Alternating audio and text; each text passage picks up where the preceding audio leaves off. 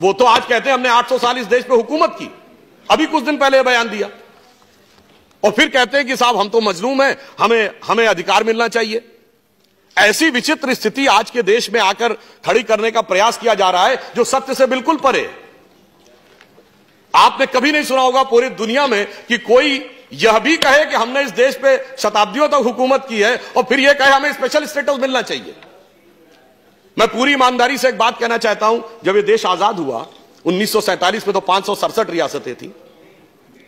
यह बताइए आज हम माइनॉरिटी की बात करते हैं, देश की सबसे अधिक पढ़ी लिखी कम्युनिटी कौन है?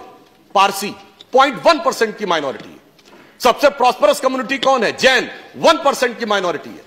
सबसे एंटरप्रेन्योर कम्युनिटी कौन है? सिख, 1.8% की माइनॉरिटी है। अगर इन सबको प्रॉस्पेरिटी, एजुकेशन, आगे बढ़ने के सारे अवसर मिल रहे हैं तो माइनॉरिटी में जो प्रचंड मेजॉरिटी है उसके साथ कैसे समस्या ही विचार करने का विषय है। और जब देश आजाद हुआ बताइए कोई बौद्ध रियासत थी? नहीं। कोई क्रिश्चियन रियासत थी? नहीं। कोई पारसी रियासत थी? नहीं। एक महाराजा पटियाला को छोड़ दे तो सिख रियासतें भी नहीं थी, मगर लाइन लगा के मुस्लिम रियासतें थी। नवाब पटौदी, नवाब रामपुर, नवाब भोपाल, नवाब लखनऊ, हैदराबाद निजाम, जूनागढ़ के नवाब।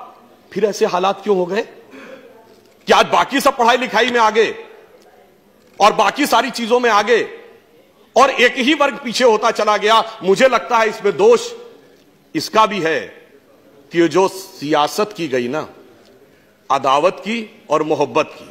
किसी ने दिखाने की कोशिश की कि हमें तुमसे बड़ी मोहब्बत है, तो किसी ने दिखाने की कोशिश की कि फलां को तुमसे बड़ी अदावत है, और उस सियासत ने कहां यह पहुंचाया सभापति जी, किसी को किसी की मोहब्बत ने मारा, किसी को किसी की अदावत ने मारा, पर इस शराफत अली को सेकुलर सियासत ने मारा। इसलिए मैं ये कहना चाहता हूं, आज के इस यथार्थ को देखिए, पूरे देश में जो सामने दिखाई पड़ रहा है। ज्यादा खतरनाक बात जानते हैं क्या हो रही है?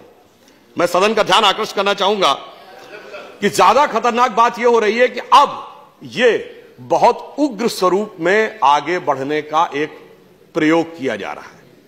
और उसका उदाहरण मैं यह कहना चाहूंगा, जब सीए का विरोध हुआ तो विषय क्या था कि असम की संस्कृति की रक्षा करनी है या असम के लोगों के हितों की रक्षा करनी है। मगर सबसे पहले आंदोलन कहां शुरू हुआ? जामिया में, उसके बाद अलीगढ़ में, उसके बाद नदवा में, उसके बाद हमारे एक दूसरे सदन के सांसद हैं जो हैदराबाद के वो सबसे बड़े झंडा बरदार, अलंबरदार बन गए। और सबसे पहले रेजोल्यूशन कहां पास हुआ? केरल की असेंबली में। अब बहुत ही सहजता से समझा जा सकता है, इसमें कोई रॉकेट साइंस नहीं है कि ये। और सुनिए, फिर उसके उपरांत क्या हुआ सभापति महोदय? ये सारे विषय गौण हो गए। पता नहीं कौन कौन से विषय आने लगे उसके अंदर। कश्मीर से लेके धारा 370 से लेके देश को अलग करने से लेके आसाम को परमानेंट अलग करने तक। तो ये देखकर यह मन में संदेह उत्पन्न होता है कि यह सारा का सारा जो घटनाक्रम है, हम सभी लोग बहुत जिम्मेदार लोग हैं, हमें यह समझना चाहिए कि ये सारी की सारी चीजें जो हो रही हैं, क्या हमारी गंगा जमुनी तहजीब के हिसाब से हैं, क्या हमारे संविधान के हिसाब से हैं, या जो संविधान में कमेटियों में लिखा उसके हिसाब से हैं, या फिर ये कोई एक खतरनाक प्रयोग है, हम जाने में अनजाने में उसके शिकार होते चले जा रहे हैं और देश और समाज को भी उसकी गिरफ्त में लाते चले जा रहे हैं। और जब कोई इस प्रकार का कार्य होता है तो मैं सिर्फ एक उदाहरण और फैक्ट कोट करना चाहूंगा। एक बहुत बड़े पत्रकार हैं मार्क टेली, जो 26 वर्ष भारत में रहे, बीबीसी के उन्होंने संवाददाता रहे। उन्होंने, पुरानी बात नहीं है सभापति महोदय, 22 सितंबर 2019 को आर्टिकल लिखा है। उस आर्टिकल में क्या लिखा है कि Muslims in India are the luckiest. Bharat में रहने वाले मुस्लिम समाज के लोग सर्वाधिक भाग्यशाली। उन्होंने उसका एक उदाहरण दिया कि मैं 26 साल दिल्ली के निजामुद्दीन इलाके में रहा, मेरे यहां से थोड़ी दूरी पर हजरत निजामुद्दीन औलिया की दरगाह थी और थोड़ी दूरी पर तबलीगी जमात का ऑफिस था।